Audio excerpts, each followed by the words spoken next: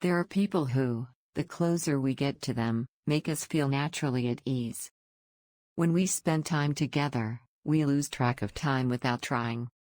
Silence does not feel awkward, and conversation does not feel heavy.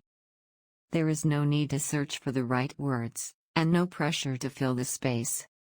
Simply sharing the same presence brings a quiet sense of stability, as if nothing needs to be proven or adjusted.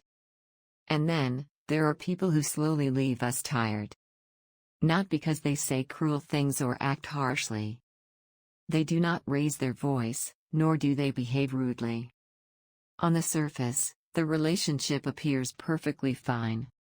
To others, it may even look harmonious, balanced, and well-matched.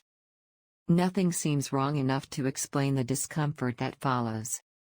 Yet when the day comes to an end, an unfamiliar feeling remains. There is no clear incident to point to, no obvious moment of hurt, and still, it feels as though something inside us has grown smaller. The body feels intact. There is no pain, no visible wound. And yet the mind grows weary first. It is a kind of fatigue that resists explanation, one that feels vague but persistent, and often goes unnoticed by those around us. When we consider talking about it, we already know the responses we might receive.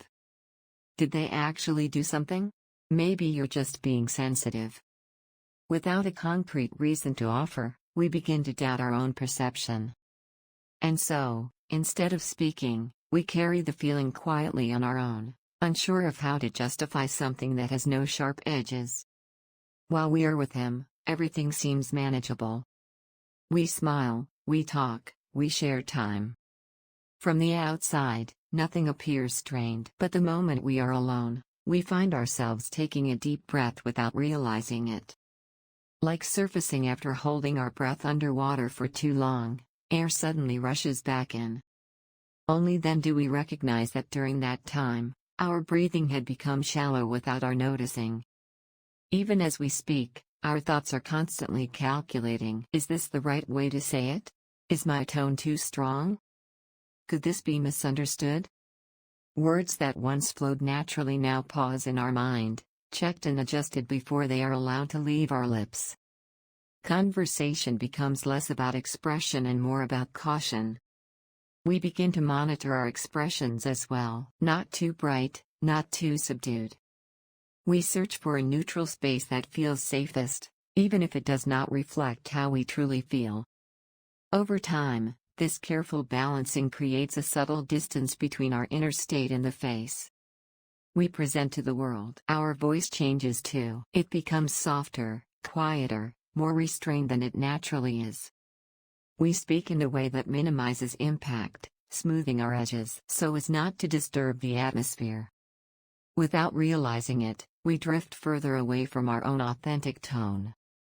Gradually, we find ourselves explaining more than we used to. That's not what I meant. Let me clarify what I was trying to say. What could have been expressed simply now requires additional context, intention, and reassurance. Light remarks turn into long explanations, and casual words begin to feel heavy. In this way, we slowly fold ourselves inside the relationship. At first, only small parts. We tell ourselves that is nothing serious, that this level of adjustment is normal. But as time passes, more and more of ourselves are tucked away. One day, we realize that much of who we are has been quietly placed out of sight. This is not about blame. The other person may not be unkind.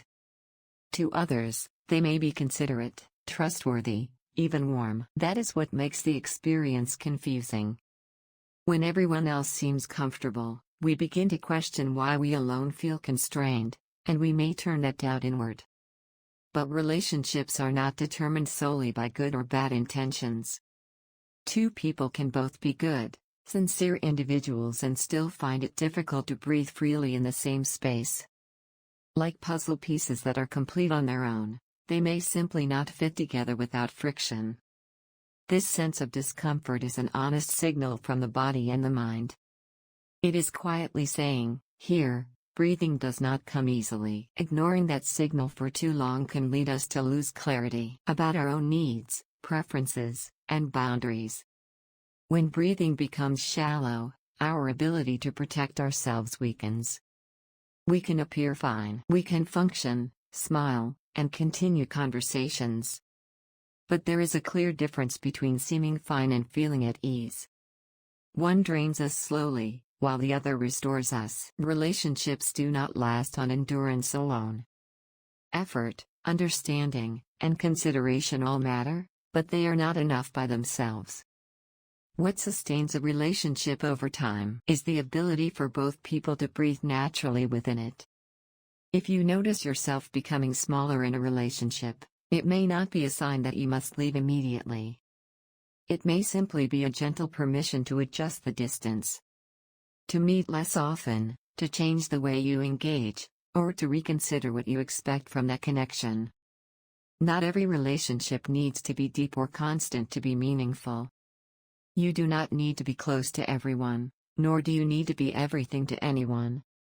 Choosing relationships where you can remain whole, where your breathing stays deep, is more than enough. Sometimes, being alone and breathing fully is far healthier than being together and breathing shallowly. The place where your breath deepens, where you do not feel reduced, is where you truly belong.